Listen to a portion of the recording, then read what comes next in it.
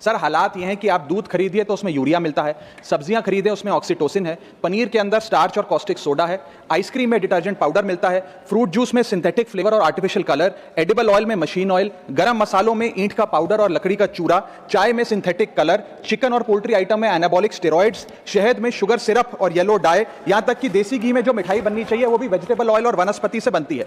Sir आज मैं एक ऐसा मुद्दा उठाना चाहता हूं जो लोगों की सेहत से जुड़ा हुआ है, खाने में खतरनाक मिलावट का मुद्दा, फूड अडल्ट्रेशन का। सर बाजार में प्योरिटी का लेबल लगाकर, फर्जी लेबल लगाकर खुलेआम जहर बेचा जा रहा है। दूध, मसाले, edible oils, package food, beverages सब में unsafe additives, harmful chemical, high saturated fat, sugar और सॉल्ट डालकर मिसलीडिंग न्यूट्रिशनल क्लेम्स के साथ कि ये सेहत के लिए अच्छे हैं, एनर्जी बूस्टिंग है, बेचा जा रहा है। सर हालात ये हैं कि आप दूध खरीदिए तो उसमें यूरिया मिलता है, सब्जियां खरीदें उसमें ऑक्सीटोसिन है, पनीर के अंदर स्टार्च और कॉस्टिक सोडा है, आइसक्रीम में डिटर्जेंट पाउडर मिलता है, फ्रूट जूस में सिंथेटिक फ्लेवर और आर्टिफिशियल कलर, एडिबल ऑयल में मशीन ऑयल, गरम मसालों में ईंट का पाउडर और लकड़ी का चूरा, चाय में सिंथेटिक कलर, चिकन और पोल्ट्री आइटम में एनाबॉलिक स्टेरॉइड्स, शहद में शुगर सिरप और येलो डाई, यहां तक कि देसी घी में जो मिठाई बननी चाहिए वो भी वेजिटेबल ऑयल और वनस्पति से बनती है।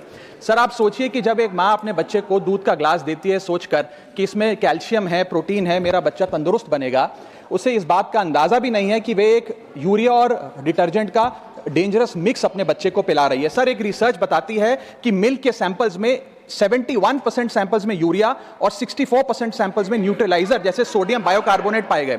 सर इतना तो देश में मिल्क का प्रोडक्शन नहीं है जितना इस देश में दूध बेचा जा रहा है। सर दवाइयों पे आ जाए, वेजिटेबल्स पे आइए सर, सब्जियों जिनको हम सेहत का भंडार समझकर खरीदते हैं उसे ऑक्सीटोसिन का इंजेक्शन लगाकर फ्रेश, हरा भरा और उसकी ग्रोथ को एक्सेलरेट कर बेचा जाता है। ऑक्सीटोसिन सर वो हार्मफुल केमिकल है जिससे dizziness, headache, heart failure, infertility और कैंसर जैसी बीमारियां होती हैं। सर वर्ष 2014-15 से लेकर 25-26 के बीच में जितने भी सैंपल्स की जांच हुई उसमें 25% सैंपल्स में मिलावट पाई गई, यानी कि हर 4 सैंपल्स में एक में मिलावट पाई गई। न जाने कितने बीमार हुए, कितने अस्पताल में गए और कितनों की जानें चली गई। Sir food adulteration is a raising health crisis और खास तौर पे ये बच्चे, बुजुर्ग और महिलाओं, प्रेग्नेंट महिलाओं के लिए खास तौर पे एक खतरे की घंटी है।